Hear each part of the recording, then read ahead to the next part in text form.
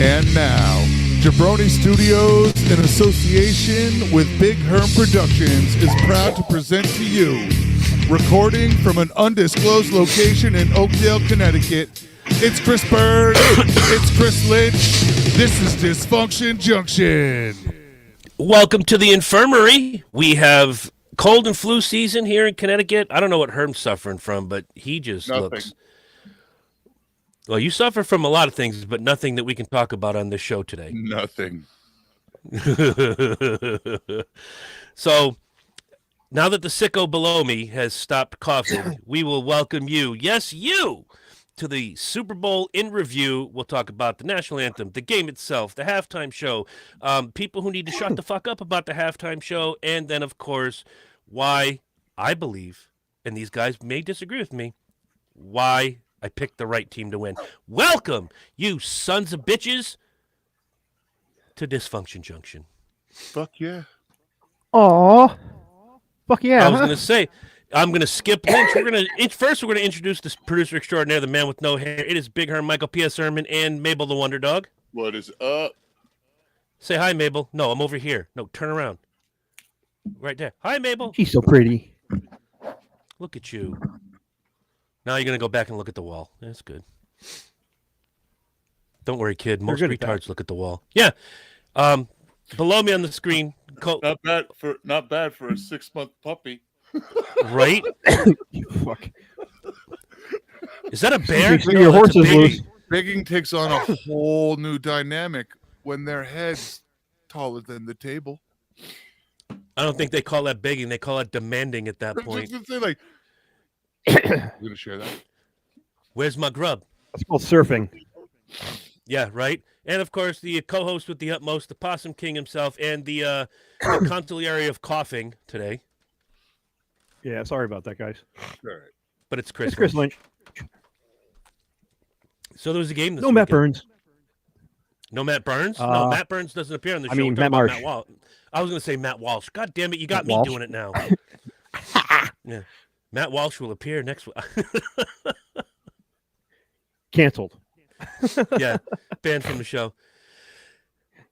No Matt Marsh this week. He is undergoing some reconstruction in his house for a gym and a torture chamber for his hose. So we wish him all the best. Yes. So there's a game. There's a game this weekend. There You want was? to start at the beginning, or do you want to? How do you want to break this down? Because I got a little something for all of it. Go ahead. Let's just start right from the jump with the pre-show gimmicks that went on. Mm-hmm. Actually, I'm gonna do a side note real quick. Overall, production-wise and like coverage, I think this is one of the best Super Bowls I've seen in a very long time.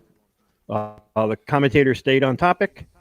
They weren't throwing a lot of their opinions in, and a lot of the things they did state, I happen to agree with, and they weren't wild, outlandish, fucking ridiculousness like usual on a Sunday night game. I thought it was very well done. Well, that's because But we can start. Tom, you know what? My wife said it best about Tom Brady. She's like, he's got the personality of fucking wallpaper. Yeah, but when you listen to the points he makes about the game, say that he doesn't have to have any personality. With he breaks down exactly what his point is. He could read the phone book, and it's so fucking precise, exact. He doesn't need he's so exact. He doesn't need character at all. The way he puts it together is just wow. That's it. And I'm not a Brady fan, but he is so succinct in how he explains a situation. You kind of forget that he's just kind of talking, and I'm not really, and this is it, and that's just the way these guys are going to play that game, John. You just, I think the point Megan was trying to make is that she doesn't sit down and watch football with me every week. She'll watch the playoffs and the Super Bowl with me, and she, being from Philadelphia, she's an Eagles fan. So that goes without being said that she's going to root for the Phillies. People like her who are like semi-orbital of football, especially with a lot more females gravitating to football because of one Taylor Swift showing up at almost every fucking game this season, gets him into football orbit. Like if he had some sort of maybe personality or like screen presence or something. If she said it's just like you don't, I don't listen to him because I don't want to listen to him because there's nothing engaging about him. I'm He's just gonna flat. I'm gonna disagree with you slightly. I don't. I'm gonna go with Herm's point to piggyback yours, Lynch. Is that I don't think he needs a personality. Your job is to analyze the game on the field. John Madden, who was the king of that, brought personality to the game, and Right, that's he was fine. double coverage. He was color. Right, He was and then also now, so much color. right. So now you go into the modern era where you have Tony Romo, who is bland. You have Tom Brady, who's bland, but both of those guys can call a game like nobody's business in the color analyst position. But when Tony Romo talks, he's got some power behind it. There's oomph. He's loud. Okay, that's fair, but I'd rather have either one of those two guys than Chris Collinsworth any day of the week. Oh, I can't stand that motherfucker. And there you go. You give me Brady, you give me Romo. I'll even take Jonathan Vilma, who is dry as fuck. But I like Chris Sirico, okay, the whitest black guy on the planet. yeah, I love him when he's calling the game. It's just as soon as you get Collinsworth in there with his blather and his bullshit, yeah. and just tongue licking Patrick Mahomes' asshole every 5 Oh. seconds that he can do it. It's just ridiculous. So he did the same thing to Brady when Brady was playing. Oh, yeah. I'm going to be fair. He gravitates towards buttholes. when Yeah, they come around who's into the the hot world. item? It was Brady, then it was Manning, now it's Mahomes. You know, Chris Collinsworth is like that hoe. He just, he wants to grab onto the hot new thing. Oh, just remember, it was Michael Vick for a hot minute back in True. the day too. That is so. very true. I forgot about that. But He yeah, was the next best thing since sliced white bread. I thought the commentary was excellent. Like you said, it was the production was great. It was stripped down. There wasn't a lot of rigmarole. The screen even did not have as much bullshit on it. I like the new Chiron. I It like was- that new Chiron It at was the bottom. sleek. You didn't have to ask who's got the ball because they highlighted with a little thing above it instead of having it in the middle. If Philly had the ball, it was in green above their name. If Kansas City had the ball, it was in red above their name. That streamlined presence, that presentation was phenomenal. But yeah, but going back to like the very beginning with the national anthem, I people are giving that guy shit for it's like the worst national anthem I ever heard. Now, if The fuck it anybody's ever was. It was watched gorgeous. Jean Baptiste is a fucking musical savant. Go look up him up on YouTube and listen to him hear a song for the first time ever, never hearing it before, being able to play it on the piano, multiple instruments, and jam with it like he's heard it all his life. The guy's he a wrote it. fucking. But that doesn't yay. But that doesn't. He's mean it was good. great. But he is. But that doesn't mean it was a great version of the Star Spangled Banner. I thought it was good for where it was. The You're in version, New yeah, Orleans. the version aside, but his performance of that version was good. I have no complaints about that. I'm not a real big fan on a lot of latitude with that song. There it is. I'm with you on that, which is why And toward the I'm end of not this. saying it has to be fucking strict, super white, and I don't want that to come across that way. I don't think you're coming that. I'm not a big across that fan way. of putting Mariah Carey style runs in the fucking thing, deciding to change and pull melody and switch and pull harmony. I'm not real big on that. Look, play it semi close to the way it's fucking played, and we all expect it. I understand the artistic license. It's good. I'm not saying anybody's not an artist or great, but keep it a little close to middle, buddy. Stay in the lane. Don't, you know what I mean? You could drift, but Fair point. Let the lane, let the lane avoidance system pull you back in. Yeah, I see what you're saying. I got the only thing that turned me off about that rendition was his 4 times repeating "Land of the Free." We get it. It's part of the song. We've heard this song since we were fucking 4 years old.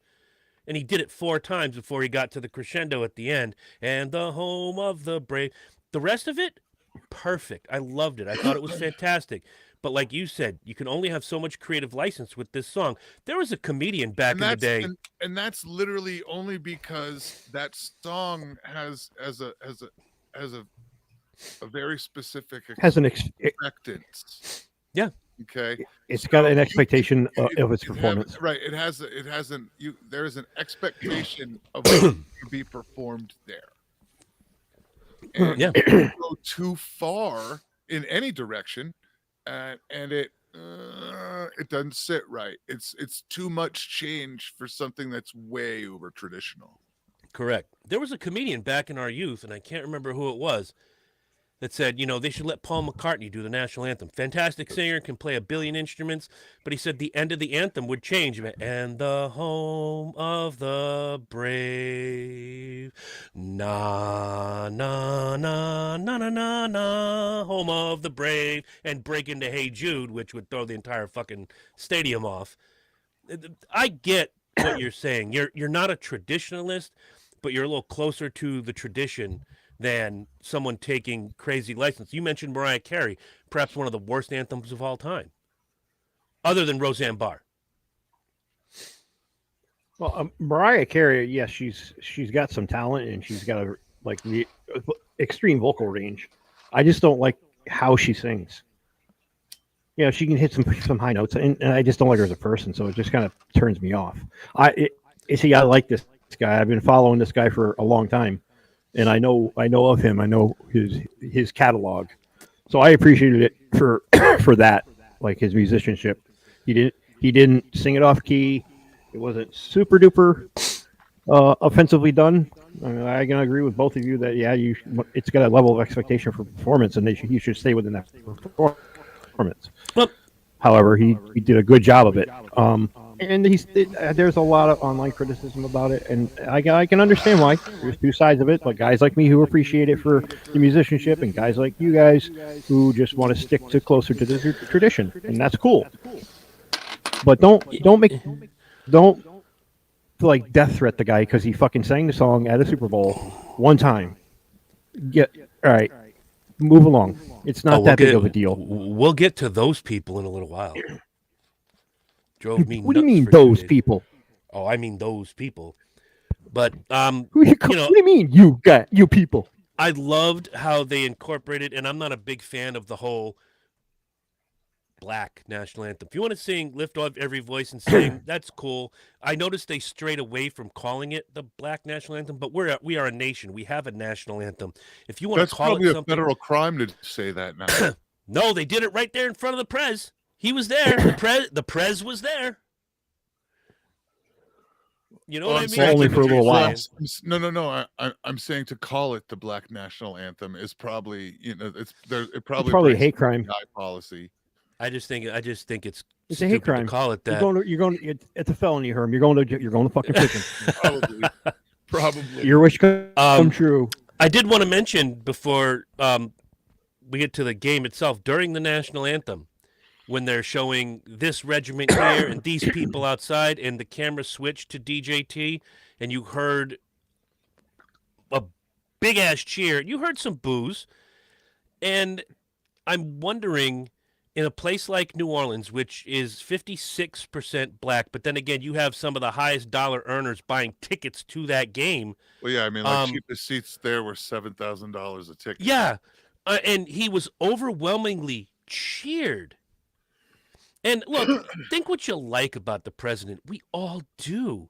But the fact that he was the first sitting president to attend the game, and he was standing upright, saluting, I give him a tad bit of credit for doing the right thing and not making it about himself.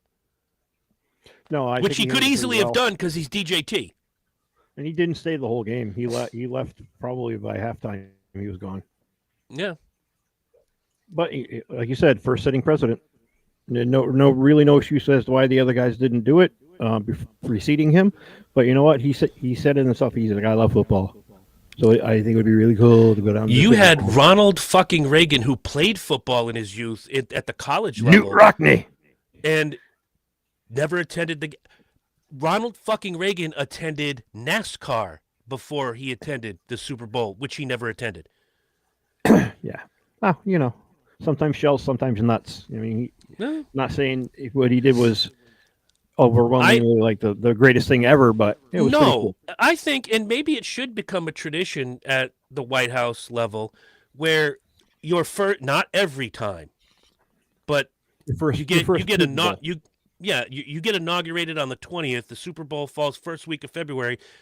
Go out in public, wave to your people, glad hand with some people. Go see the first responders. Go see these people. Go see these people. Go to your box, salute the flag, and leave at halftime. But show the American people you are one of them. But one of them meaning the people. Is that what it is? No. As long as he just shows up to that game, he's one of us. Is that it? No, because there was more words ready to tumble from my mouth. But I was just clarifying, because just showing up to the game makes him one of us. No, Right. it shows to the people who may not believe that he has your best interests at heart. Maybe he is one of you, but you're also talking about a guy who wouldn't avoid a camera to save his life. Yeah, Donald Trump could be drowning. Donald Trump could be drowning, and he'd want a camera crew there to videotape the whole fucking thing. There was no way for him to do it. That's the problem. The security issue with him just being there where he was, that was difficult to fuck enough, let alone getting anybody near him with a camera. He was on camera twice that I counted. Which I wasn't paying attention at that point. I wasn't in the kitchen grabbing teeny weenies.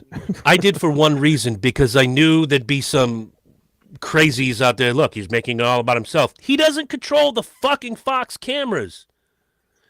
I mean, Christ, you see Taylor Swift 6 times a game half the time. There's a producer and there's a director. Yeah, that to me was a little stiff. I know she grew up an Eagles fan, but now she's dating Travis Kelce. Who gives a shit who you root for? And she doesn't deserve that. I'm not a Taylor Swift fan, but to have 75, 80,000 people boo her just for them showing her on camera once, she was shown once, which is 6 times less than a usual game. And this is the biggest game of the year. Yeah. But I don't think that was. No, that was classless. Not classy at all. But to the game itself, I didn't know what to think after that first kickoff. I was like, who's going to dominate? And I didn't think it was going to be the way. No, I didn't see that at all. No, I thought it was going to be a much closer game, like within extra point or a 3-pointer to win the game late. By halftime, I'm like, I know he's pulled this miracle before, but he would have to pull the miracle of miracles and play absolutely perfect football from first possession till the end of the game. You mean pull a Tom Brady? And he didn't. Now Patrick Mahomes has come back from behind situations like that before, not quite as extensive, but they were losing going into the halftime. They were losing by multiple touchdowns, and he pulled it off. I'm gonna something off about him. There was something completely off. I can name that tune in 2 notes. It wasn't Patrick Mahomes. That O-line, which has been impenetrable all fucking season, let him down. Philadelphia ran such a really good defense with misdirection and it was only the front 4. Yeah, and they found a way to penetrate the impenetrable line.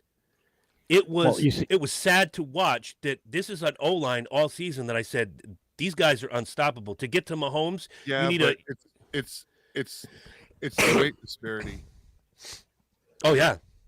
The defensive line on the Eagles, they're the biggest in the league. They average they have an 80-pound average above the offensive line. Yep. Yeah, their average weight is 313. Yeah, like most of their guys are like 330 and bigger.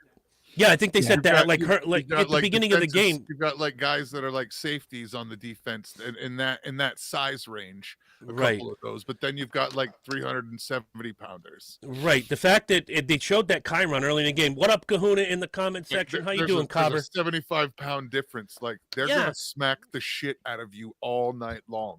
That Kai run that said the average weight. Yeah, I saw that. Was 313.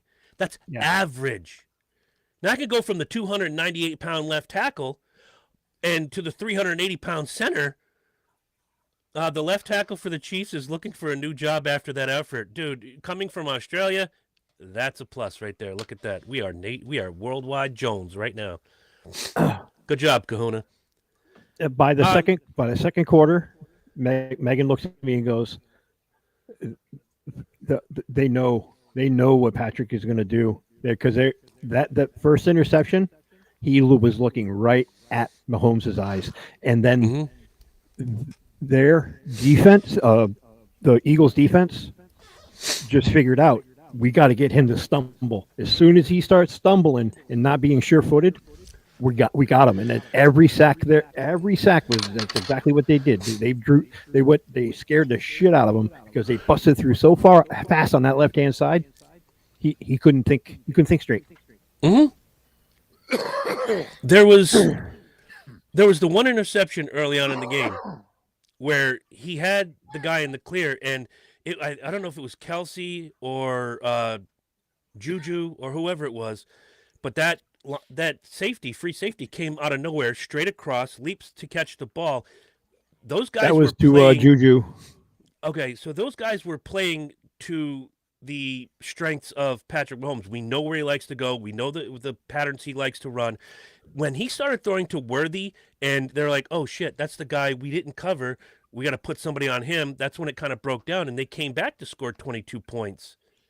Which, had they done that at first, you have to spread the ball around. You can't just rely on 2 targets. Unless you're playing fucking Madden on your Xbox, you cannot rely on 2 targets. Yeah, Eagles defense was fucking total beast. I mean that was very impressive. First set of plays, the Chiefs had possession, and I saw what the Eagles defense was going to do. I was like, he has got his work cut out for him because they were so aggressive. I liked the way the defensive line for Philadelphia played.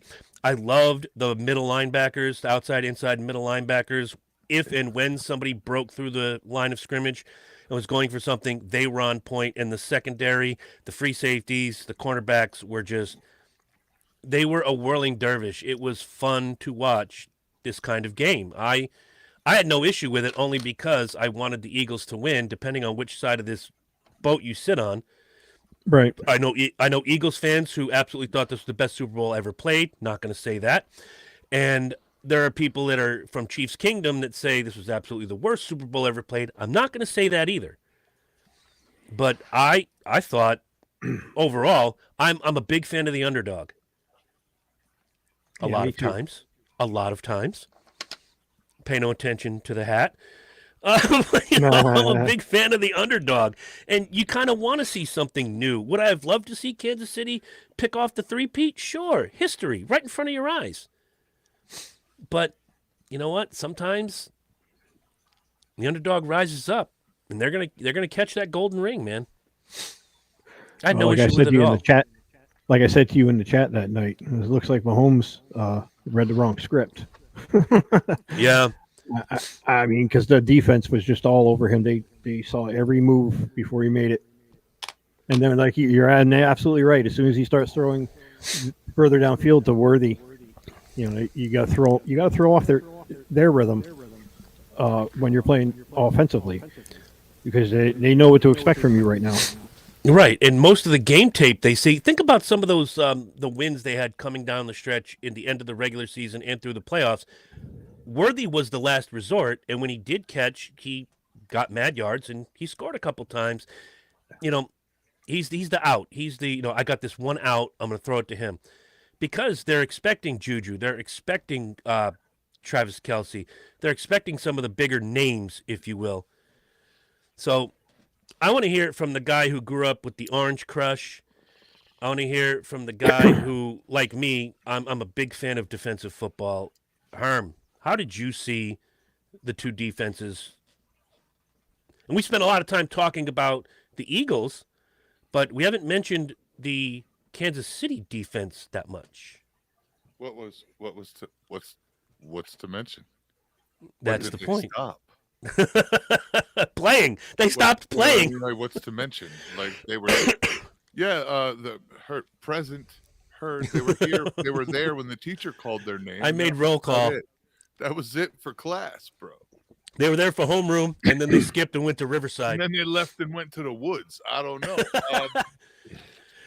Watch out for the gooch. For real, like there isn't much to talk about. I mean, Kansas City's defense, to be honest, isn't the best in the league. Not even in the AFC are they the best defense in the league. But they made the stops they needed to make coming down the stretch up to not including, but up to this particular game. Philadelphia played with a level I did not see them play with all fucking season. The game against Atlanta, the 2 games against Dallas, they didn't play with that intensity. They didn't play like, it is the biggest game on earth every year. 126 million television sets, not to mention how many people are watching your fucking game, knowing that at the end of this, you get a bonus, a ring, a trophy, all the strippers and cocaine you can handle, except Jalen Hurts, who gives all the glory to God. But I will say after the first quarter, when Mahomes and Kelsey and where they were on the sidelines, I've never seen them have that worried look on their face that early in a game. Kelsey did not have. Kelsey was like a deer in headlights after that first quarter. He was just looking down at the ground, thinking just like, "What the fuck are we doing?" And then Mahomes was clearly shaken. Every time the camera cut to him, he's just got that same 1,000-yard stare. What do we do? Because usually he's cahooting and cohorting with the guys on the bench, shooting the shit, jaw jacking. He wasn't like that. Oh yeah. He barely took his attention away from whatever was going on in his head. It was a very, very mental game because the defense picked him apart and got in his head. I can accept that. I can definitely accept that. And I as well as you guys love when a defense is the aggressor and wins the game because it's the unconventional way to win a football game. You want to score a bunch of touchdowns and three pointers, yay! But when the defense work so hard and they force a fumble, a strip fumble, or however it is, and they score a point for that team, that's fucking awesome. I love the games like that. It's the old adage: offense wins games, defense wins championships. The '85 Bears, those Giants teams going through the '90s, the Orange Crush years of the Denver Broncos. You had the what did they call them? The Hogs from the Redskins. You had the Purple People Eaters, even though Minnesota's not won a championship ever. But those are defenses that they were scary good, and to watch games that those guys were playing, I would light up watching super defensive games like this. The back end to this is as good as the defense was for Philadelphia. Their offense. I'm not going to say we're just as good. I think that's a 50-50 balance of they were playing their game and Kansas City defense was kind of mid. Well, Eagles offense struggled with the run the entire game. I mean, Saquon Barkley, his average was 3.2 yards per carry in that game, which is decent. Playing throughout his regular season, that would be his normal. But he didn't have any breakaway runs like he normally gets because the defense. Yeah. Chiefs defense were new to cover him. No matter what play he's in, you're going to cover him, and you're going to all eyes are on him because he could do a little breakaway and he could do a lateral pass. When Saquon's got 5 yards of field in front of him, he's dangerous because he's explosive and he's fast. Agreed. Look at what he did in the NFC Championship with the Redskins. Sorry, the Commanders. I do want to actually give them their flowers. Look at the game Saquon, when he fucking backwards hurdled over the fucking defensive guy and just turned around and just kept running. Yeah. The fucking athleticism of that kid is amazing. And I told Megan before the game, I said, you're watching the best, one of the best offenses in the league and two of the best, a good defense and a middling defense for the Chiefs. And you're going to see the greatest football player right now in the NFL play. And she said, who's that? I said, Saquon Barkley. It's hard to argue against him at this point. I don't put a lot of faith in him on next season because guys like that either continue that trend for their first 3 to 4 seasons seasons, like your Adrian Petersons, guys like that. They're just phenomenal, super rookie year and a good couple seasons thereafter, or it goes completely the other way, and he can't get out of his own front door. I could set a whole team I don't- out of the guys that play for the team that I love who are guilty of that, and the first on the list is Julio Jones. He's the biggest disappointment ever for me. I mean, because I drafted him in multiple leagues, and he would have a he was good hot as week, a good pistol week, for and then it 3 was years. just fucking shit. Yep. Kyle Pitts, same thing. And it's Trying to tough think of the because it's like your elite teams who've won multiple Super Bowls. Those guys, I think we talked about this a couple of weeks ago. When you talk about, who's a good player on this team, and you're like, I can't think of one. But I'm talking your name recognition marquee guys. They're all about equal in their skill, and there's a very big disparity about with the skill level of your marquee teams, and then your middle of the road guys, and then the guys below them, like the Cleveland Browns. There's such a disparity because, like, the Cleveland Browns will never be a phenomenal football team because they don't get the financial funding that the Patriots get. They don't have Robert Kraft's deep pockets. And that's a shame because there's some really good talent on the team.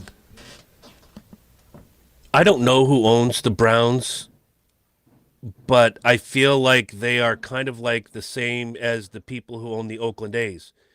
They don't put their money on the field. They spend $1 to make 2. They spend $2 to make 4. They're not putting the best product they can out there. They're not signing guys. And I'm not talking about, you don't have to have a team full of superstars, but you have to have a balanced roster that has a good chemistry. Look at the Patriots, for fuck's sake. You know why a lot of those guys became name players? Because they were on that team. And Julian Edelman, Gronkowski. Fucking Gronkowski. Hernandez.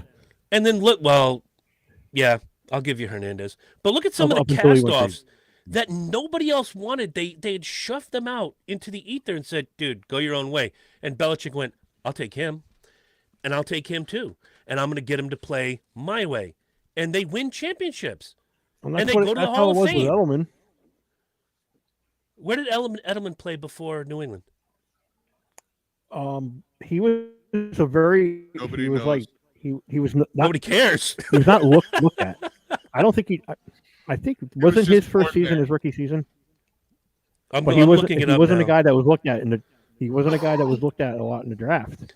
He was a good college player, but he was like kind of the underdog. But Belichick saw he's like, yeah, there's something about this kid I want. And he's a great fucking football player. All right. This is surprising. I mean, look at Herm's Denver for fucking years, the Elway era. I mean, that was football at its finest. When you mentioned the Denver Broncos, within those years, you're like, yeah, that's a damn good football team. I'd prefer to forget those years. They had a good run 96 under was a Elway. good year. 96 was a good year. You just keep 97 was an exquisite year. I bet it was, but 98 can suck my balls. I was getting there. Julian Edelman played his entire career with New England. He was picked in the 7th round, 232nd overall. So you're right. He was very overlooked. Let me pick up that 2009 draft that he was in. The first pick of the 2009 draft was Herm. Who was it? Yes. Close. 6 greasy ones. Close. What about you there, Lynch? 09, I don't know. With the first pick of the 2009 draft, the Detroit Lions select Matthew Stafford, quarterback. Oh, that's right. That was his rookie year. Correct. 2010. Yep. So, yeah. But Edelman is a good choice to point out and say, here's a guy that wasn't really looked at, but he had chemistry with the right people, the coach, the quarterback, the line. After the Super Bowl where Atlanta gave the fucking game away and Julian Edelman was hotter than shit in that second half because of the protection that he got from the line to be able to get open, Julian Edelman bought everybody a Rolex. Excuse me.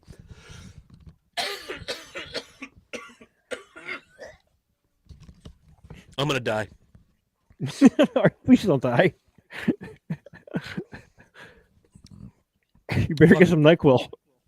I got NyQuil, DayQuil. Medium quill. Yep. Midday quill. Talk amongst yourself. Man, I can see the look of despair in his face. Oh, I've been there, brother. I've been there several times. Here you go. Take a good old tug of that fucking dip spit. All right. No, that. Come on. That's Coca-Cola Classic right there, motherfucker. Wash all that snot down, and the carbonation eats it right up. Or so I'm going to tell you that.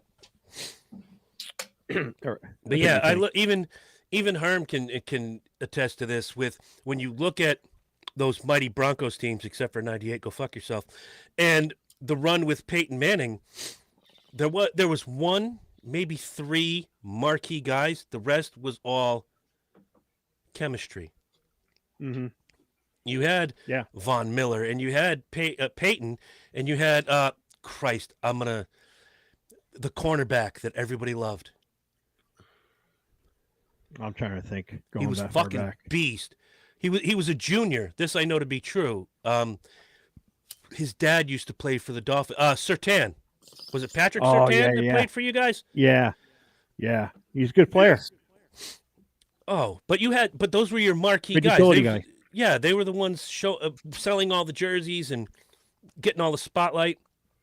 But when you look at the guys who, quietly made the round, I didn't think Peyton going to Denver was going to bring them a trophy. I was wrong. I didn't think Brady going to Tampa Bay, who had been a laughingstock since the early 2000s when they won a championship and then they started to fall off the radar, and he goes there and wins a championship. Chemistry. Mm-hmm. The right people at the right time. It's all about Agreed. the leadership. 1,000%. Well, yeah, I mean, you look at the Jets with Aaron Rodgers, who do I have to throws temper tantrums and says, "I want," and he's like he refuses to get along with formerly with and now formerly with the Jets. Yeah, right. He lost his job. Okay. I was suspecting that come over the weekend, but I didn't know it was actually true. Good. Yeah, they cut him this weekend. Just retire, dude. Just retire. That's what I'm saying. Go to being a broadcaster or keep on being a podcaster. Do what you gotta do. But do what you like. Much like a race car. Once he touched Danica Patrick, his career went to shit. Yeah. And Danica Patrick has wrecked now a fantastic Hall of Fame career and about 304 cars in her racing career. Yeah. And that's just the one she was behind the wheel of. Yeah. But I mean, look, as far as the gameplay is concerned, I didn't have a problem with it. It was nice to watch someone who Vegas had as a 3.5-point underdog, which is not that huge when you think about it. There have been Super Bowls where the underdog has been a 14-point underdog. This was probably the most even matched on paper, and it turned out to be a glorious ass whooping if you wear an Eagles jersey. The officiating was fair and consistent too. Yes.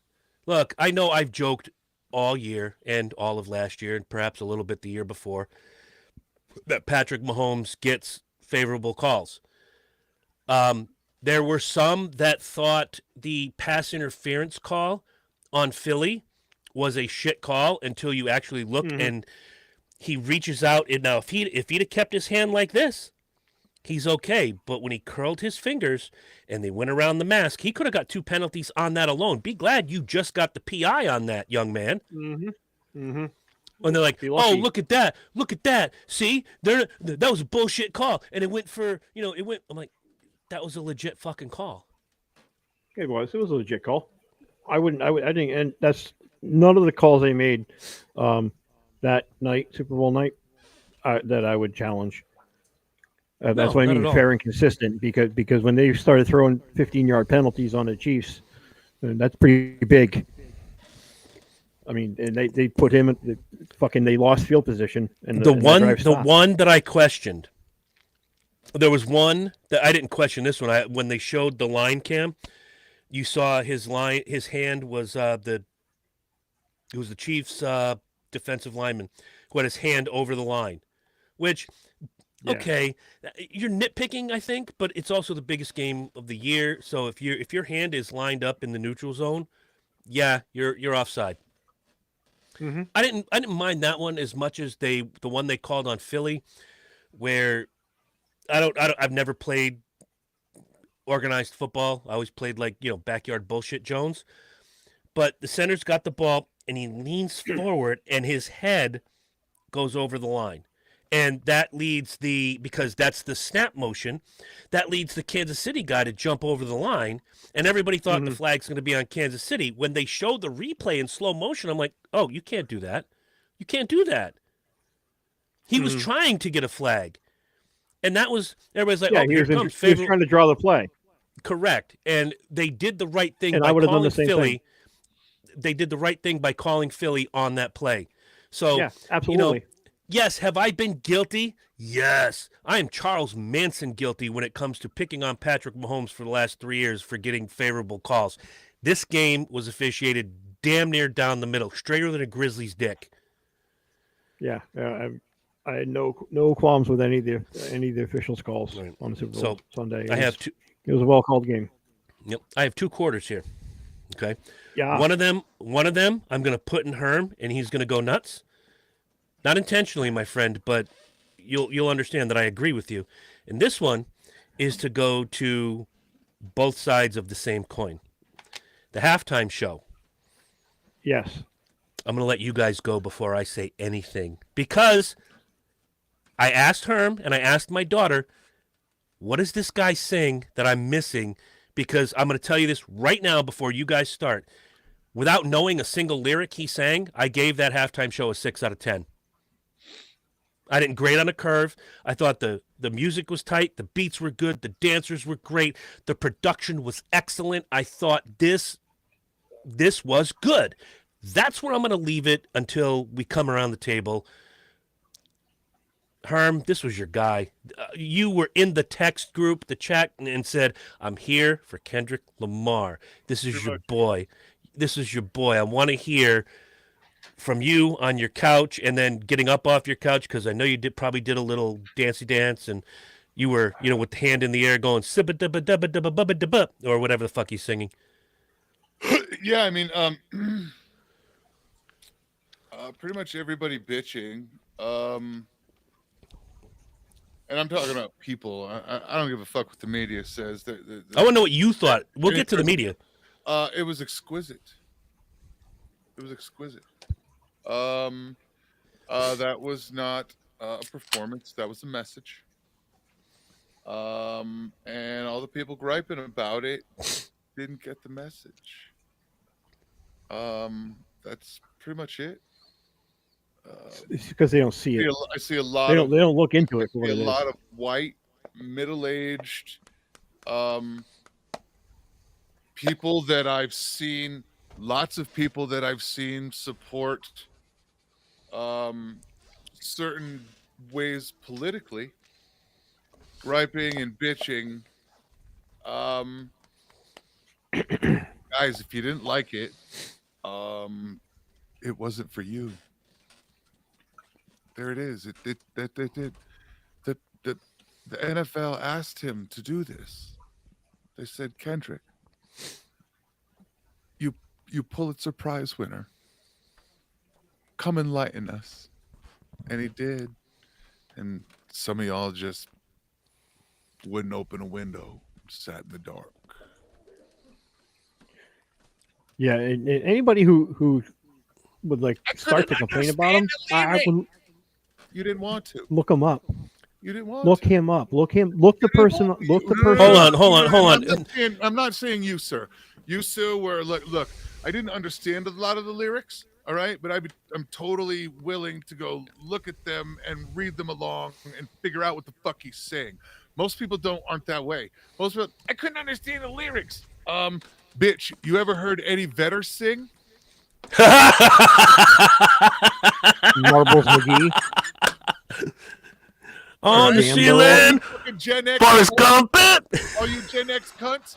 Have you ever heard Eddie Vedder sing? Hi, come here. I'd like to introduce you to Phil Anselmo. What the fuck? Right? Shut I'd up. like to introduce Eddie, Phil, come to a halftime show. Concrete. The concrete, and it's fuck. All right, Lynch, go back to your point because Herm took my favorite line, and I'm still going to use it. But go ahead, sir, please. I've been following this kid when he won the Pulitzer Prize. I'm like, oh, he's young. Let's look him up. Let's see what he's all about. And reading into him, he's a very intelligent and articulate kid, and he writes really good lyrics. You have sometimes you have to do some homework. You don't have to listen to the music. Just read the. I'm going to show my age. Just read the liner notes. Yes, read the liner notes. Just read the liner notes. Look it up. That's a fucking story. Right? Because you know what I do? I call me crazy. Wait, call me Crazy. We've called you worse. When Yes. I want to find the answer to something, I tend to look it up. If I don't understand the lyrics of a song, that's what this little black box right here in front of me. Yeah, like, hey, what what is for. this song about? What are the lyrics to this? Whoa. lyrics So so I this understand. isn't just for porn and bitching on the internet. No. Fuck, I'm doing it that's- wrong. Big TV in the living room. Those are the top two uses. Okay, Those fair. are the top two uses. You both make fantastic points. Thank you. Yeah, but I mean, Somewhere my mother is thought- cringing. He watches porn. on the My big fu- TV. because On the big Bob- TV. in the Bob, living if you were alive, smack him, huh? right. of all He got in places. trouble for this when he was 10. He still hasn't learned. I will tell that story on another episode. Oh, Yeah, I mean, but yeah, I looked him up and learned all about him. And much like Herm said, I said it in the chat the other night as it was happening. did you see what Probably he the most dropped well-produced before he- and did you well see what he executed. dropped? Did you see what he dropped? The very first thing. Did you see the stage? And everybody was like, "It's a tic-tac-toe board." No. Did you see what was on the stage? Did you see the 4 symbols that flashed on the stage? Did you guys pay attention to that and know what that is? Fill him in. Okay, so it wasn't tic-tac-toe, it wasn't Morse code, it wasn't some black bro sign for this people. It was the Sony cheat code for full life and it's for full unlimited life and full unlimited armor. Okay. Nice. What game?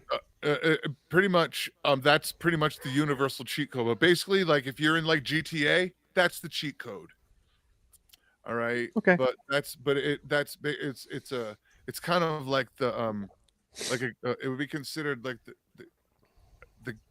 the gamer's God prayer, mode.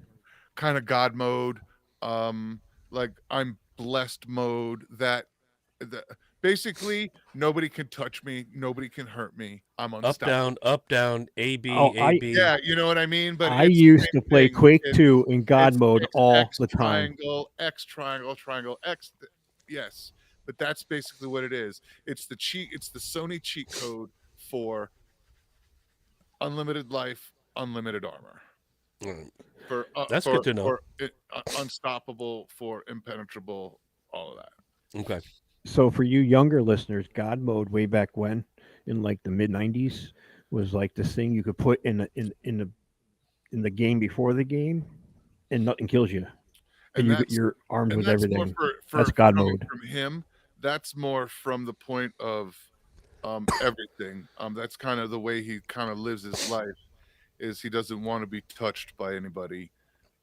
In that aspect, he does 150%. He's very religious. It's not my thing, but he's very spiritual. It's his thing. Yeah.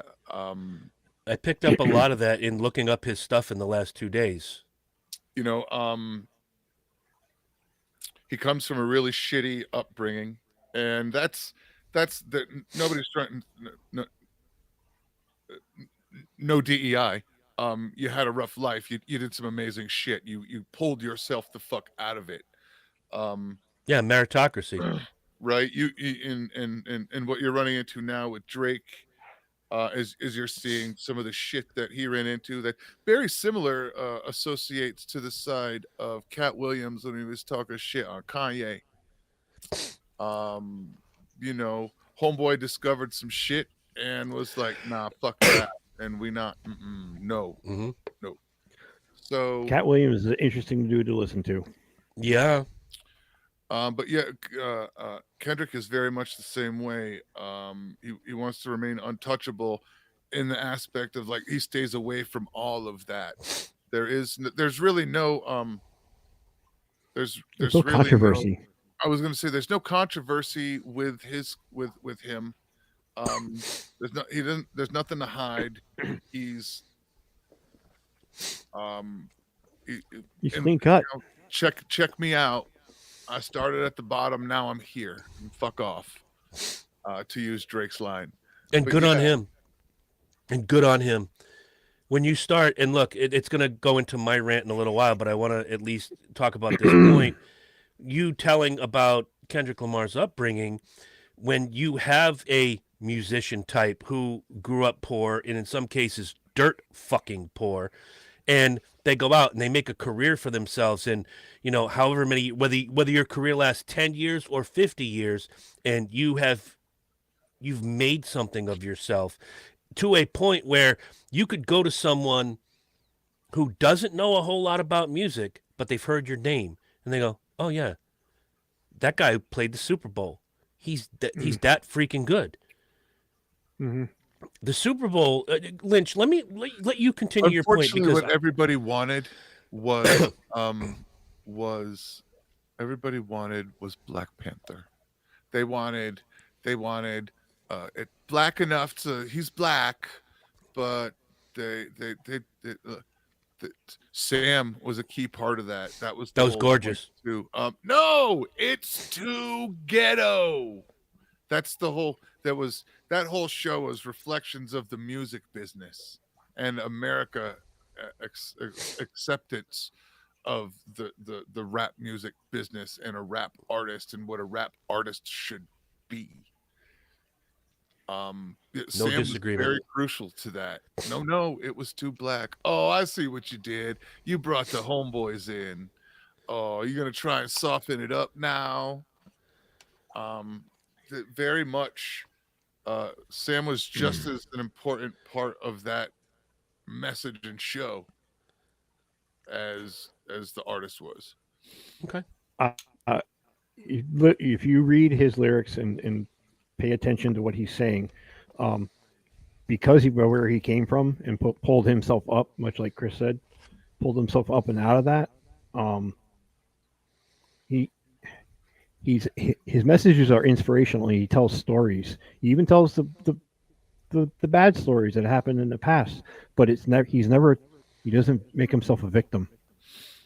Everything he does to succeed, and don't fall trapped to that victim mentality. Is basically what he's telling people. You can do it. I did it. Look, I did this. So can you. You know, strive for something. Whether it's music or something you like, your passion, instead of just saying, "Oh, I can't because I'm this or that." It's not gonna be me. Well, work for it. Be inspired, and that's what he's trying to do.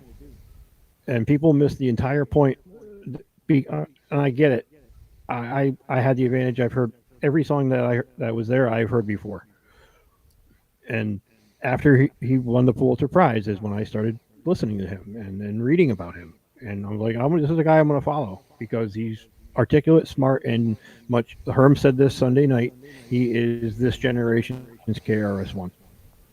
Very much so. Educated black man with inspirational messages. To the same degree that Kendrick doesn't write a song to be a song. Kendrick, he has a tendency to write a story in his vernacular. Right. And then figures out how to put that story to a beat. He's got an idea and a flow going in his head, but for the most part, he writes a story. He writes a story, pretty much, and that's basically how he writes all of his songs. They're all a story. They're all an explanation, or pushing towards a goal, or all of it. If you get the opportunity, just put the album "Damn" on. And just let the fucking album play. Just let the album play. Because every song is an emotion, a characteristic, a personal quality, and they're all stories and things that relate. It sends a really good message. It's a really good message. Some really deep shit. It really, really is. And we're not talking, and we're not talking about like bitches and hoes and big screen TVs and wire. Talking about real life and bouncing, right? We're talking real stories. Yeah. All right. And it's real stories that people can relate to. It's just that for those of us who want to listen and pay attention, it's just easier to ignore it and just dismiss them. Mm-hmm. Now, before I start, I want Lynch, after I read this list, I'll give you the first year, and then we'll walk on, because I'm going to piss a lot of people off. This is the second one. This is the shiny quarter.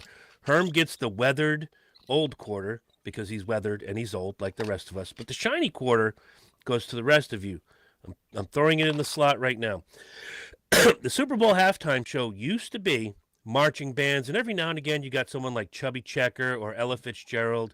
1991 was the first time a contemporary artist did the halftime Super Bowl show. Now, after I read this, Lynch is going to say the year, and I'm going to tell you who played the halftime show. I'm going to throw in one or two words as commentary as we go through each of them. So in 1991, the Super Bowl was held in Tampa Stadium, now known as Raymond James Stadium. The New Kids on the Block. Rick James Stadium, bitch. Yeah, Rick James bitch Stadium. Rick James bitch Stadium. And New Kids on the Block were the halftime entertainment. Here comes my commentary. Not a fan. So now this is the part where you say 1992. Oh, are we just 1992? Yeah, Give me a second. Well, I'll get to the point after I go through this list, and you tell me if you want me to stop and go, okay, you've beaten the horse enough. Gloria Estefan. Not a huge fan. 93. Michael fucking Jackson. You'd have to go somewhere in the woods in Africa for someone not to. I was going to say, to find somebody who's like, it sucked. Right. Like literally at that point, all Michael had to do was just walk out on stage and go, hi. And it would have been the greatest fucking football show anybody had ever seen. So it doesn't. Not my favorite artist ever, but it was a good show. That is the halftime show. That is the halftime show that all other halftime shows are that I use as a yardstick, because that was the first big name. The first grand production, big name, yeah. Who now, if we go to the next year, yep. We're 94. 94. Who follows them in 94? Clint Black, Tanya Tucker, Travis Tritt, and the Judge. Oh, now that's I can right. pick. They tried the country, and it didn't do well. 4 artists. I'm a fan of 1. Wasn't for me, right? The year after that, Patti LaBelle. Who the I'm a fuck fan. doesn't love Patti LaBelle? I fucking love bro? Patti LaBelle. So now we move to 1996. Diana Ross. Say what you want. Woman back then could still put on a show. You could still sing. She still did a good show. 1997. This was one of my favorites. The Blues Brothers, consisting of Dan Aykroyd, John Goodman, and Jim Belushi with That's ZZ right. Top. We had the new Blues Brothers because they were promoting the movie that year. Correct. Fan-fucking-tastic. Fan of it. The next year was 1998. You're falling off a little bit, dude. Boyz II Men, Smokey Robinson, Martha Reeves, The Temptations, Queen Latifah. Fan of most of them. Good show, right? Yes. Mm-hmm. Okay. We are going to the worst Super Bowl ever played, which can suck my dick. And this was Gloria Estefan, Stevie Wonder, Big Bad Voodoo Daddy. Fan of all of them. Yeah. Except that game blew. The pre-show was good. I love some of these, amalgamations, and I'll get to what I think about that toward the end. We are now the first of 2000. Phil Collins, Christina Aguilera, Enrique Iglesias, and Tony Braxton. Kind of an eclectic mix. I'm a fan of two of them. So, yeah, good show. Aerosmith and NSYNC followed up in 2001. Not a fan of either. 2002, U2. Okay, first of all, the fact that you put U2 on the biggest American football game of the year showed you didn't know what the fuck you were doing. Fuck U2, fuck Bono, fuck the edge, fuck the corner, fuck the side, fuck them all. Ooh. I hate U2. Let's see, in 2003, I just did. In 2003, wait a minute, what is this? Hold on, time out. Special guests. We're not getting into special guests. We're talking about the show. Shania Twain and No Doubt. Fan of one of them, not a fan of the other. 2004. This is going to be a big one. 2004 was Tittygate. Janet Jackson, Diddy, Nelly, Kid Rock, Justin Timberlake, Jessica Simpson. I'm a fan of three of them. But again, they don't do it for me. 2005, Paul McCartney. I'm a fan. But after I tell you the next year, 2006, the Rolling Stones. Listen. When I say you should put contemporary hot-selling artists, this is why I don't push. I joke every year Kiss should be in the halftime. There's a reason Kiss is not in the halftime. Even though everybody in America knows Kiss in some way, shape, or form, even 3-year-olds know who Kiss is, it's not for the Super Bowl. The next year... And it's not that big of enough draw, and they're not currently relevant enough. And in this day and age, and that there's a lot to that. During the reunion, during the first farewell, the Super Bowl was not what your normal Super Bowl act is. Right, and I'm with you on that. However, everybody on the planet was kind of aware of what was going on when he wrote. Everybody on the planet knew who the fuck he was when he released Not Like Us. Right. But again, that goes to my point, which I'm getting to. The Super Bowl show, the Super Bowl show in 2007, which all others should be judged on. Prince. Purple Rain in the rain. 2008. Rain. Tom Petty and the Heartbreakers. Why?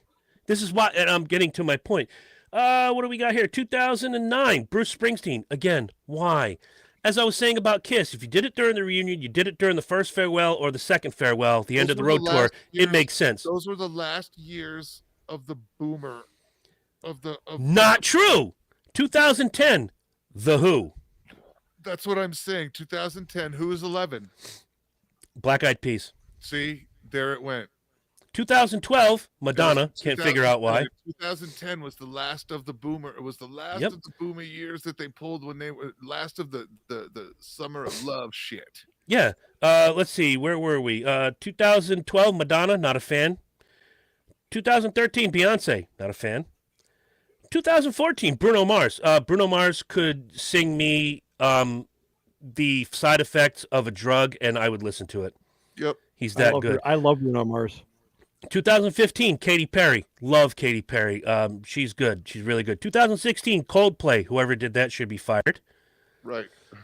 2017, Lady Gaga. I have become a fan of Lady Gaga over the years. She So will am I. come up. She will come up in my rant. 2018, Justin Timberlake. Justin Timberlake is another guy that everything he touches turns to gold. I love that man. 2019, Maroon 5. Why? They had 2 hits. Wasn't that the Vagina Bowl? I think so. So we move on to 2020, Shakira and Jennifer Lopez. That was the Spank Bowl. That was the Booty Bowl. Yep. 2021, The Weekend. How dare you name yourself after all 2 days? You should be either Saturday or Sunday. Sit the fuck down, young man. He did, and he took the E out, so it's shortened. It's like a short weekend. Understood. I like him too. Okay. I like 2022. short stuff.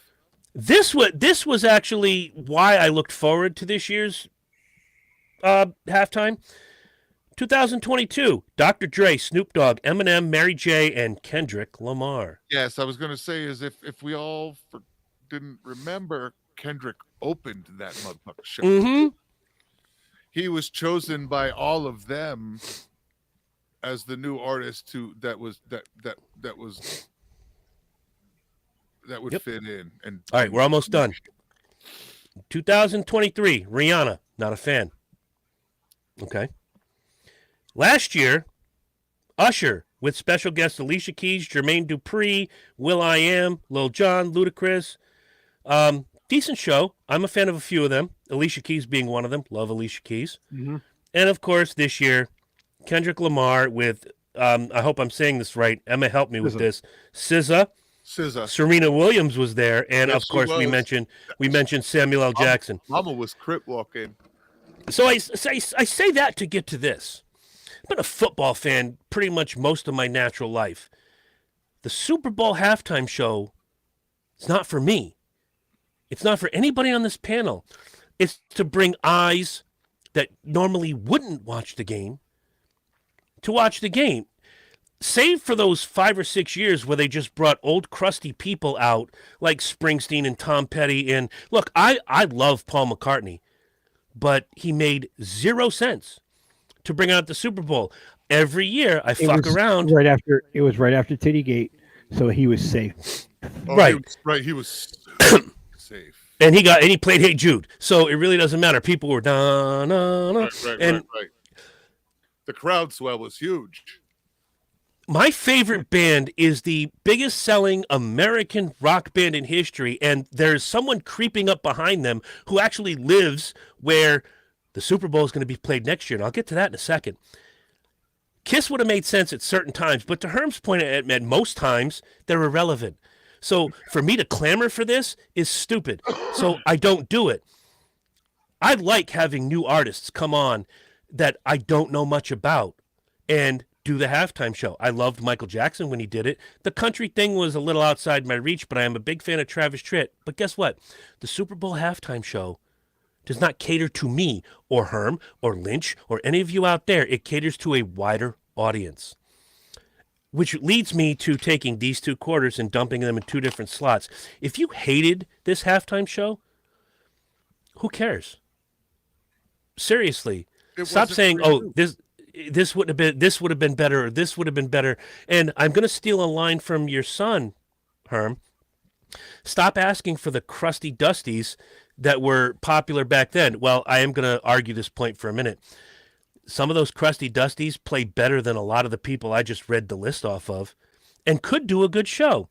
But that's not what the Super Bowl halftime show is about. It's about entertainment. And if you're not entertained, go in the other room, get yourself some chips, get yourself some teeny weenies, get yourself another slice of pizza. Ignore it, because those 14 minutes did not hurt you. I mean, here, you know what? Hold on. Listen, are you telling me that if I take you to fucking Mexico and I'm going to be shitty about it, I put a peso in the fucking jukebox and I play some sort of local music or any kind of music at all in a language that you can't understand, are you telling me that you could sit there and not I don't understand the words, I'm completely unable to get into this music? I like 2 artists. If that's the case, then you're using, first of all, that specific region in your head, the one that's designed only to process music, is fucking broken. Underdeveloped. Right, or it's gone because it's Yep. a completely different side. Like you don't have to. The whole point of music is that you don't necessarily have to understand the lyrics.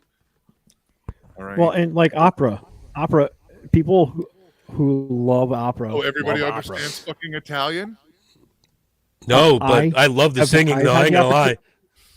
I have had the opportunity to go to some operas in my life. I didn't understand it, but Learned it was Italian the emotion. strictly for the reason to understand the fucking operas. The emotion behind the emotion behind the performance is 95% of what is being conveyed is that emotion, the raw emotion, anger, sadness, love. That's what opera is about. Yep. Agreed. And So if you don't get the one thing the first time you hear if somebody you like can't Pavarotti understand sing, that through the way the music is loud and soft and strong and vibrato and smooth, then you don't understand how fucking music works. you can figure out by what you're seeing on the stage what's going on without understanding. Do me a favor. Let me go back to my point real So quick. if you're in an elevator and all you have is Muzak instrumentals, you're confused the whole ride? Yeah. Anybody who I mentioned on this list that I didn't like those halftime shows, I didn't go on a fucking unhinged rant. So to you people who didn't like the halftime show, this is my friend Little Willie B. He's a part of the Speedway Review.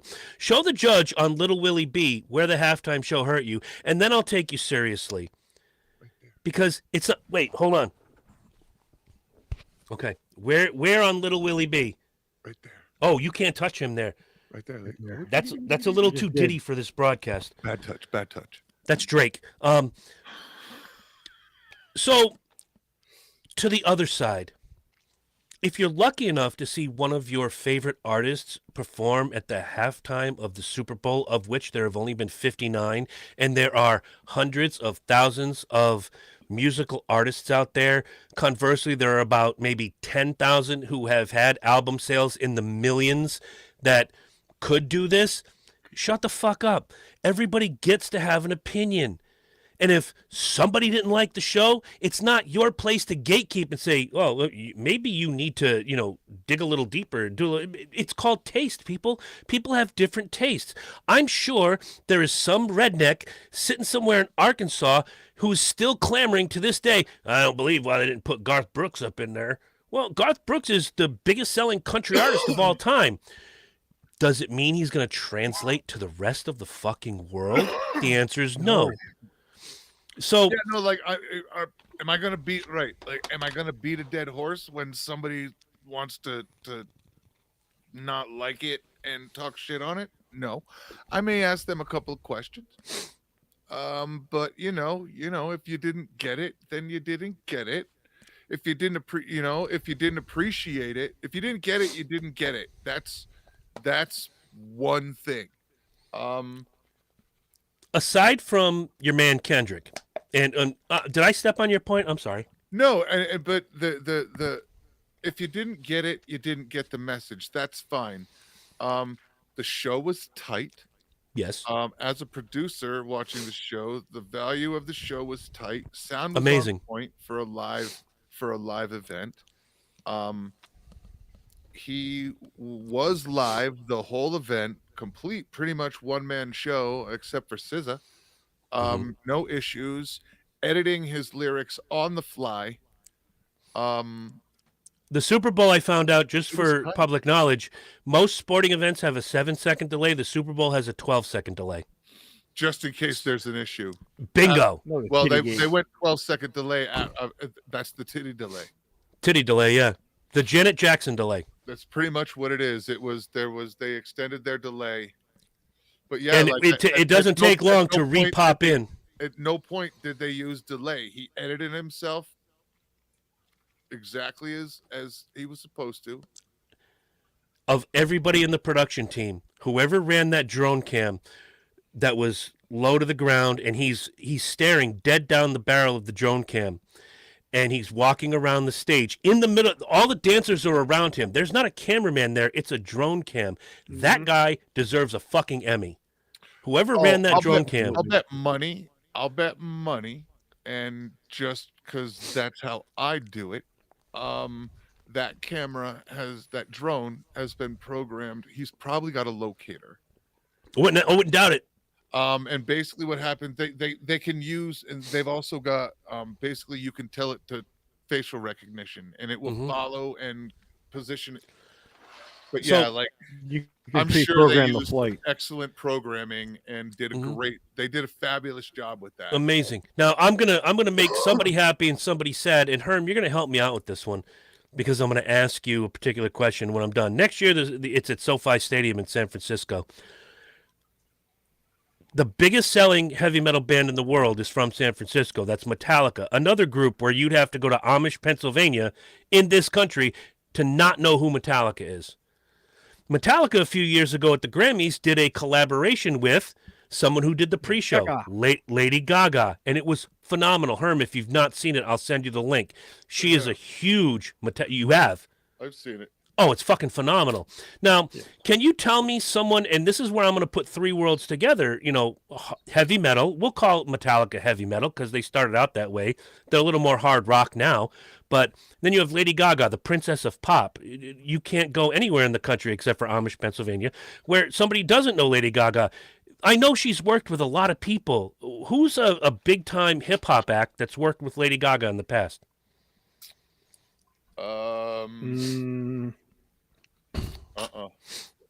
Okay. Not really. Or I know that I don't know if they're an Bennett. American. Tony Bennett. She's done some jazz stuff. Isn't he dead? I don't know. Yeah, but she did a complete album with him in it. I know, it was fucking amazing. It was really. It was the good. first complete album I downloaded of Lady Gaga. It was really. Oh my excellent. God. But no, not really. She has. Okay. No. So I know that Metallica has given riffs to a lot of hip hop bands. One of them, and I don't know where they're from, Swizz Beats. Are they still even a thing anymore? Swizzy, yeah, it's actually they're an still artist. around. Okay, so you want to put three genres together of multi-billion selling, diamond selling groups together, and you can satisfy a whole bunch of people. That would be phenomenal. And I'm not the hugest fan of Lady Gaga, but I like her stuff.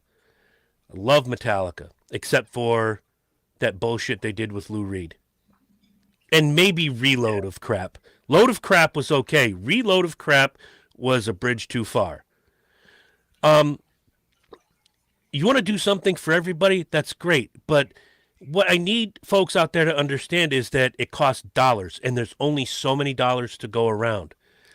I initially, during the Super Bowl, gave this a 6 out of 10. In the last 48 hours, I've done a little bit of homework, as I told Herm I would, as I told Emma I would. I listened to the songs. I said, I need to know what these songs are. Herm sent the link to the video of the show. When you watch it a second time, guess what happens? You understand the lyrics a little better.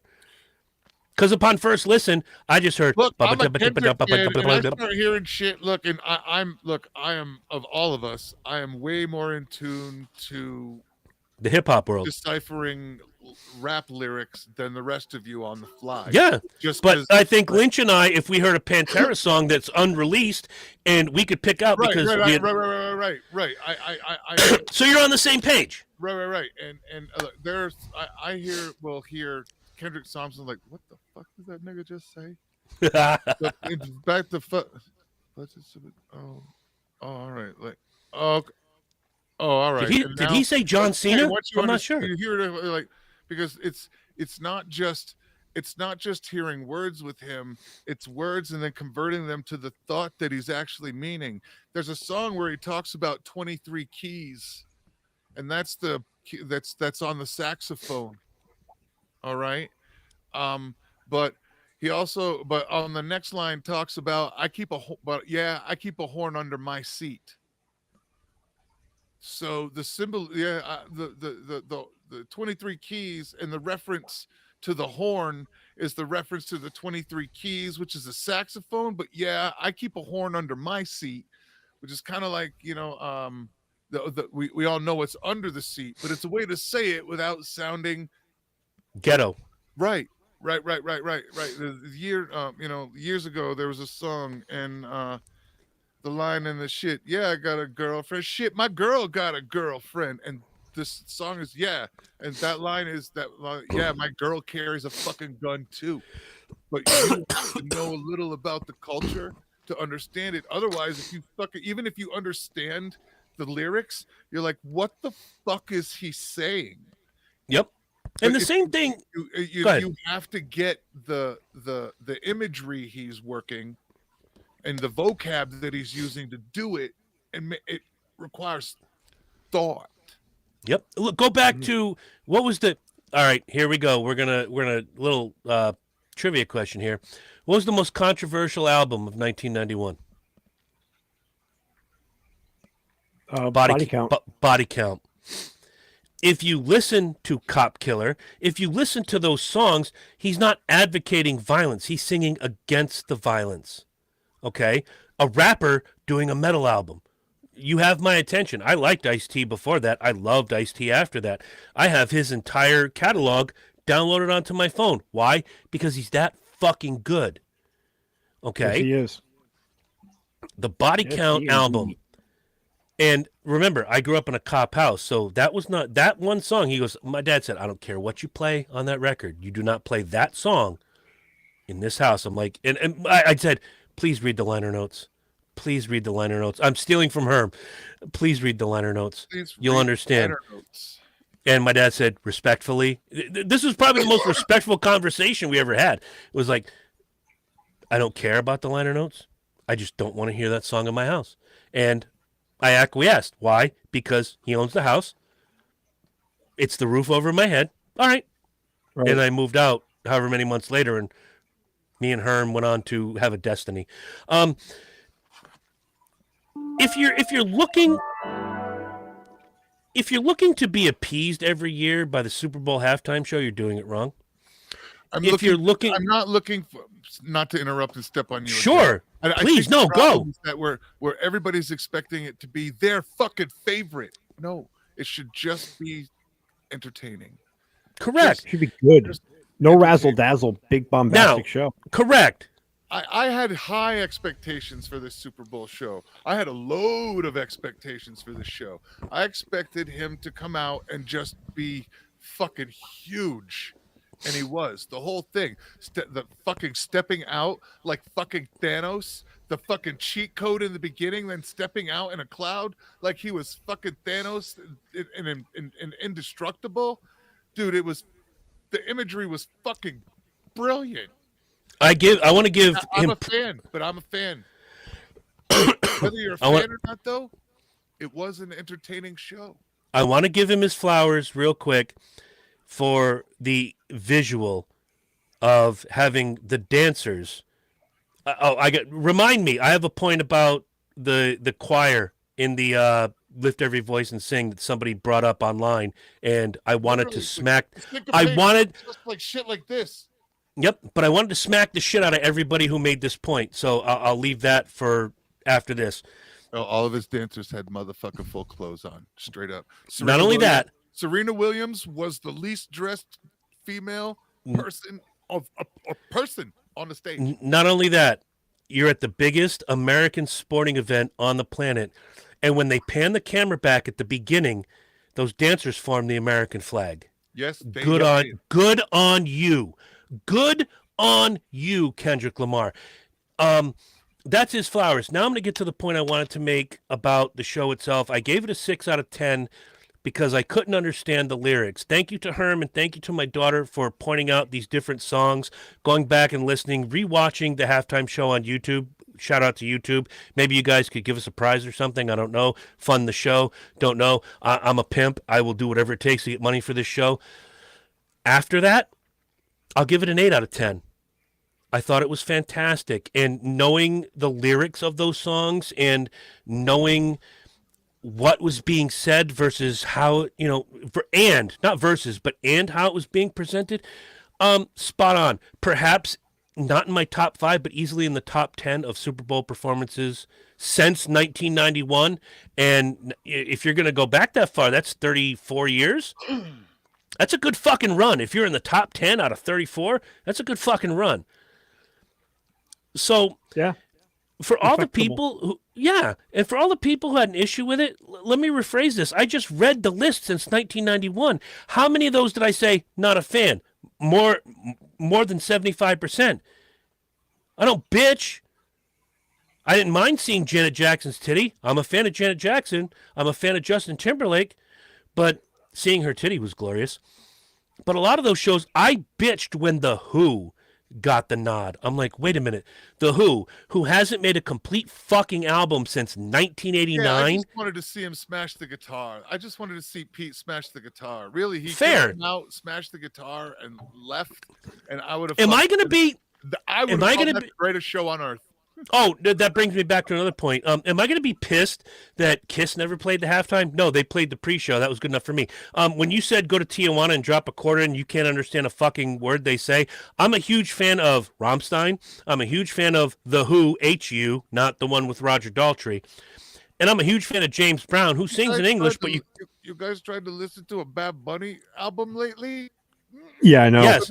But I could still do all kinds of movement things to that music, you know. Dude played the Royal on the floor in a bed. Dude played the Royal Rumble a couple years ago, and it was the surprise entrant was Booker T, and Bad Bunny has a song about Booker T. Do you know the only lyrics I understood in that song? Booker T. Booker T. Booker T. That's it. And then he joined WrestleMania like the next year. I was like, whoa. Bunny just released an album, and it's all full of like salsa, and he's incorporated all kinds of shit. It's like it's one of the most requested albums being played in like dance classes now. Like they're like all the salsa dancing classes. They're all like they're request. I watched an article. They're requesting Bad Bunny because Wait, you watched an article? He's yeah. Well, you know how it is. Yeah, you know what I mean. You know, I just had to be Captain Semantics for 1 minute. Yeah. Yeah, it was on the Kindle, so I just watched it. Scroll by, you know. But yeah, like the whole video article, magazine, video thing was how the popular music with the influence is being used in classes that normally use very classically of that style shit. Come on, man. New music, not all new music is bad. Look, I don't like all new music either, but no, we saw a solid performance. Yeah, 1990. Oh, got to do the year right. 1997. Second behind Prince. Okay, I got it in the top 10, and I will actually list them, and I'll send it to you guys on the group chat. In 1997, I saw an album cover that really excited me. It was Rammstein.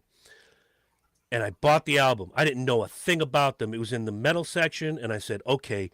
It says, and it had the sticker on it that said hot debut. I'm like, ooh, this is going to be good. And the minute I put it, and the minute I put it in the CD player in my car, the music got me. And I'm moving, and I'm shaking, and I'm and I'm like, yeah, and then get it. Angry Hitler came in. Basically, yes. And the best part about the album that I bought was it had 2 bonus Germans tracks already sound angry, and now this is metal. They took 2 of the songs, which was Du Hast and Engel, which translated to Angel, were sung in English. And I get through the whole album, and I'm like, God damn, this was great. And I'm going to listen to the bonus tracks, and I heard them sing it in English. And I'm like, boy, am I glad I didn't listen to that first, because I'd rather hear Du Hast or Ich Tu de Vie or any of the other, what's the other one I really like? I like all their shit. But, yeah, if I'd have heard it in English first, I wouldn't have liked it so much. But, again, I've listened to James Brown all my life. Nobody understands what James is saying. Nobody. Yeah. Yeah. What the yeah, fuck? until he says, yeah. Again. Nobody, shut up. Nobody cares. I heard somebody say to me a year or 2 ago, they should get AC/DC. I'm like, 1, if they're still able to walk, and 2, much like why why? That's what I said. Oh, because AC/DC is iconic. You don't understand a fucking thing he's saying. If it was Bon Scott, had he been alive, I'd be all for it. But Brian Johnson, look, nothing taken away from AC/DC.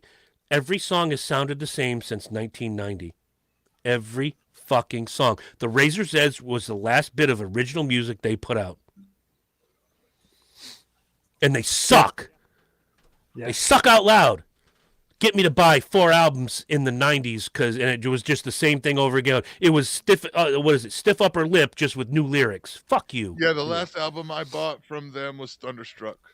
Yeah, Razor's Edge, which, by the way, Oh, I don't understand why Money Talks isn't the biggest fucking song of all time. What a great goddamn tune. That is a great tune. Thunderstruck one of is their so best overused, and I get it. That's what draws people in. My daughter knows Thunderstruck from like some show she watches. But I played her Money Talks, and she's like, "Who is Murder, this?" She Wrote. ACD. Oh, okay. But yeah, I mean, dude, fuck off with the gatekeeping. Seriously, the Super Bowl halftime show is not for you. It's not for Herm. It's not for. It was for Herm this year because it was like a dude. He's like, fuck yeah. He got excited when it was announced, and he did it on the show. He's like, fucking Kendrick Lamar. Yeah, I'm like, isn't that the center fielder for the fucking Angels? No, Yep. that's Kendry. That's Kendry Morales, and I apologize to all the Angels fans and the Kendrick Lamar fans. I don't want to leave anybody out, Wasn't but he stop for the center field? gatekeeping. No.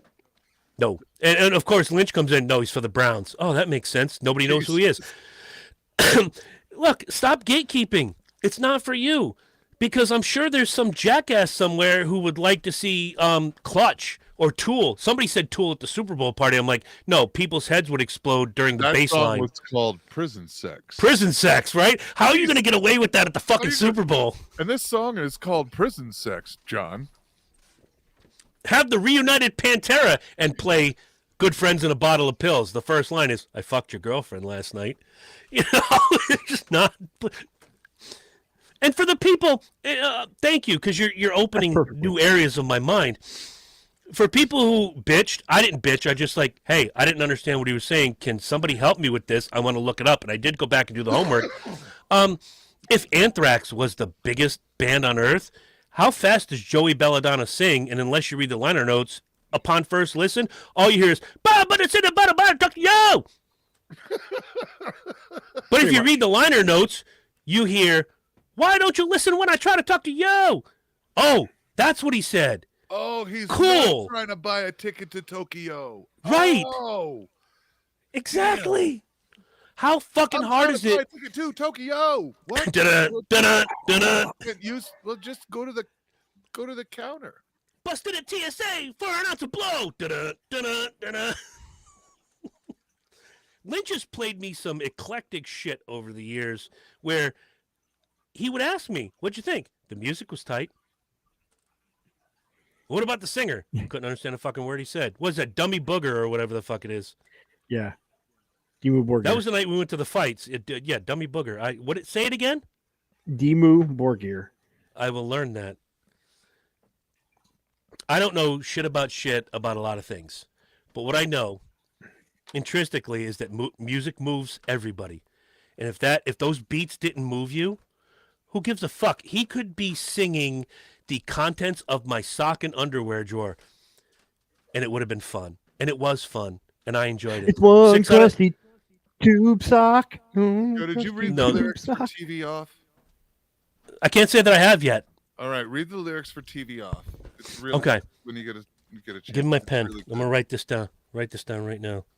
Like TV he's down. off. TV Off is the name of the song. It's off the GNX album that he just. Okay.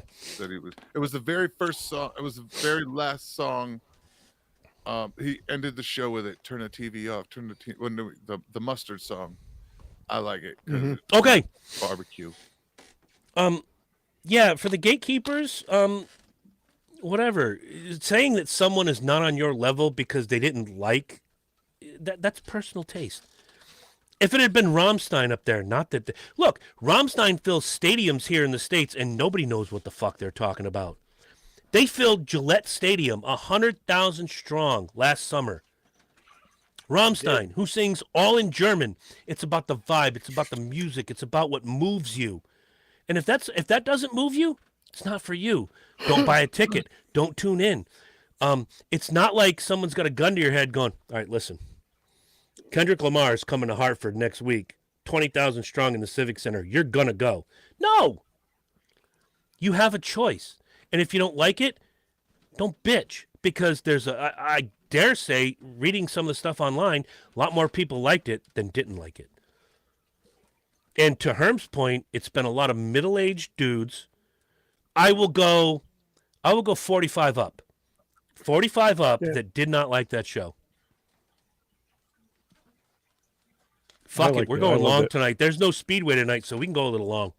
Yeah, I mean, I see a lot of 40, and not just dudes, just basically people in general. Basically 40 plus, 45 plus. Yeah, just.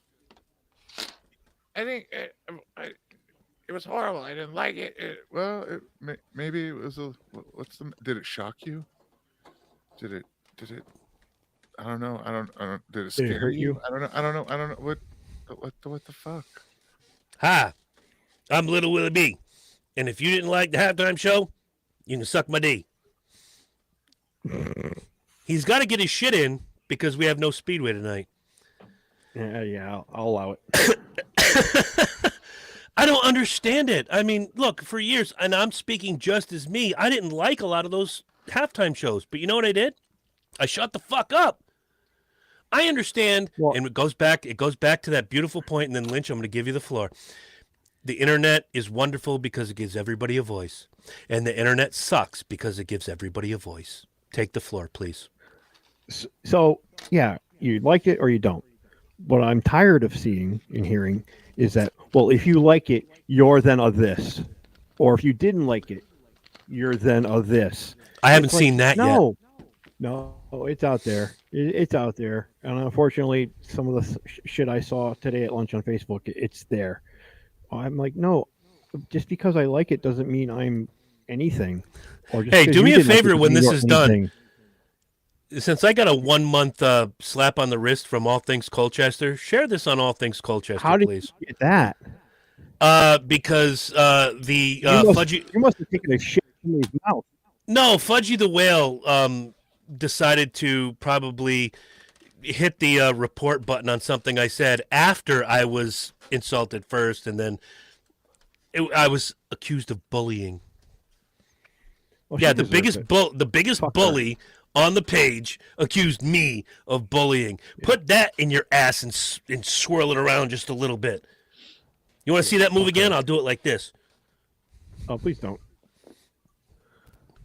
That's a whole lot of stuff moving right there. Not as much as hers, but Gun. Here's the problem, and I'm not going to say her name because I'm not going to give her any free fucking press. But you know, she's one of those people that would say that. Like, if you didn't like this, you're racist. Dude, you're a middle-aged fucking white woman. Who are you going to tell me about racism? Have you noticed that the people who cry racism the most are middle-aged white people? Well, here's the thing. When you keep saying the word, it keeps it a thing. Oh, I got just the word for you in a minute. Go ahead. Yeah.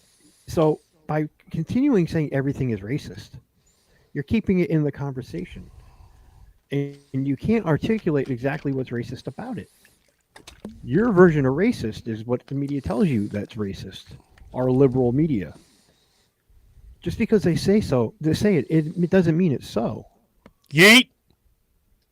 I mean, stop talking about it.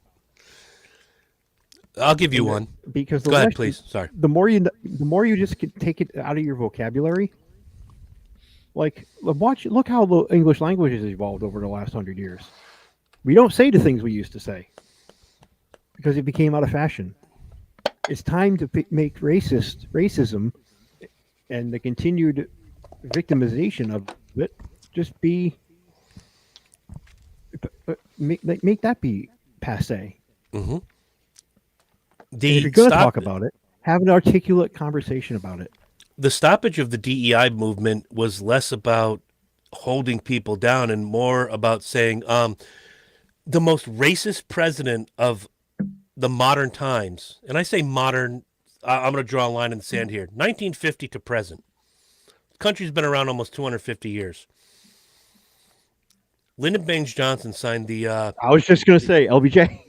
LBJ signed the Equal Rights Amendment, which, you know, Guarantee. It basically stopped segregation. It stopped a lot of things. Kennedy had it in the pipeline. LBJ signed it. Now everybody is equal in the eyes of the law, equal in the eyes of employers. You get hired on the basis of meritocracy.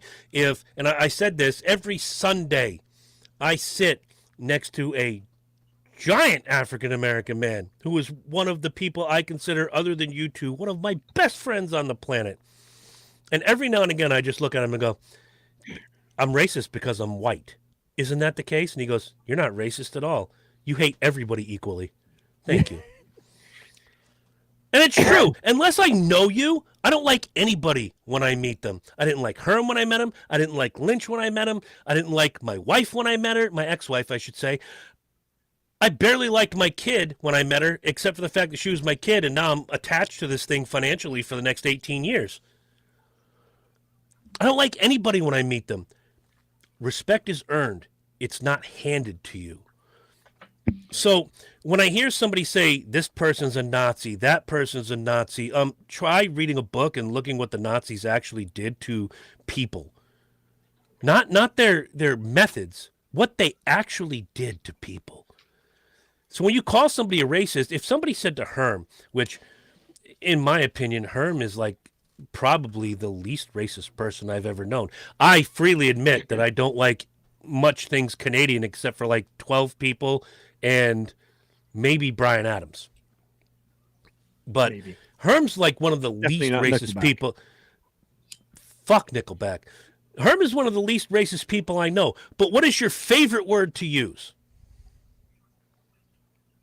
Nigga. There you go. But yeah. That's the group that I grew up with and around, and was comfortable saying that around the people you were around. People that I was hanging with within that group. That just it's used in the New York's. It's how would we put it? Bronxian, Harlem. No, it's the New York nigga of the usage. Kind of like dude. It's the black version of dude. But it's, for me, it's anything that is causing, or anyone or anything that's causing you stress, like the dog poops on the couch. Oh, we just let this nigga just shits on the couch now. That all right. Yeah. It's my car, and it's a hoopty, and it's cold, and motherfucker, I'm already late for work, and this nigga just does not want to start. It's whatever the particular thing is causing frustration, and that's how we pretty much used it. Nigga, have you lost your mind? You surprise, outrage, and it has had nothing to do with. But I gotta. But yeah, all the time I use it, and nobody has ever accused me of being racist about it. When I was at PCC doing X-ray, I worked with, it was me and Kevin, the white kid behind me at Unit 4. There was Damien and Monel, and there was Sam Holly, related to Krishna Holly, by the way, so you know. That'll spark a memory for you. And every morning we'd all come in and say hello to each other. It's kind of like we'd all shake hands, we'd all do this, and I'd watch Damien walk in, and he'd go up to Sam, "What's up, my nigga?" And he'd go up to Monel, "What's up, my nigga?" And he'd come to me, "Sup, Chris? Sup, Kevin?" And after about 3 months, I'm like, "Dame, come here. Am I not your nigga?" He goes, "What?" I'm like, "You come in, say it to Sam, you say it to Monel, but me and Kevin are me and Kevin. Am I not your nigga?" He goes, "Nigga, you know I'm your nigga. I was just at your birthday party." I'm like, "So how about adding that to your vernacular?" Not that I needed it, but I was trying to illustrate a point, because if I walked in and said that, everybody loses their mind. I invited him to say it. Right. And when he did, the first day he walked in, he's like, "What's up, my nigga?" I'm like, "What's up, my nigga?" It all went away. It washed the fuck away. Yeah, Monel is I don't use that word in conversation with anybody. It's all within a trusted group, and I don't mean that in like it's just us white people that'll saying it. I mean it within like there's like I use it with Miles. I'll be in the office, be like, Miles, this nigga out here, and Miles is black. This is also the same chef that was singing spirituals, talking about I'm beating these mashed potatoes like they slaves. When he did, definitely an HR moment that HR wouldn't approve of. But yeah, like Miles, this. Are you telling me this nigga's gonna be doing this shit all day? I work with a Haitian guy who is documented. There's no there isn't an issue, and everybody understands the context of the word. Yep, I work with a Haitian guy who is documented. He's going through the steps. He just recently got he's almost at the penultimate step to citizenship, and I love Mustafa to death. This guy is awesome, but he has very limited English. But every now and again, I'll just yell out, "La Migra," and he speaks 4 languages, so he understands La Migra. And he's like, no, Trump okay, my book, Trump okay. Oh, see, that's all right. I go into work every day and look at Jamaican Greg and be like, Jamaican Greg. Yeah, Jamaican wow. Greg. All right. And, I got to hear this. Jamaican Greg. And every day it's something. What the fuck? ICE hasn't picked you Papa Trump hasn't sent you back to fucking Jamaica yet? Something every day I harass his ass about getting deported. But that's the joke. That's Hey guys, I smell dinner. heard. I know. I smell dinner. Heard. I smell dinner. Well, you're not sniffing All right. hard enough. So All right. Hopefully Marsh will be back next week. Not that we didn't have fun tonight. We will have a fun topic next week. Don't forget Speedway Review next week, 8 o'clock. We're talking all things Daytona. Speed Weeks is upon us, and hopefully we have 3 good races to talk about. And Herm and I are going to bitch about something. We know this to be true. Yes. Always. And Lynch, I'm sorry to disappoint you. No Speedway tonight. Heard. Aw. Peace Well, out, other than bitches. that, we'll be back next week. Later, guys. Later.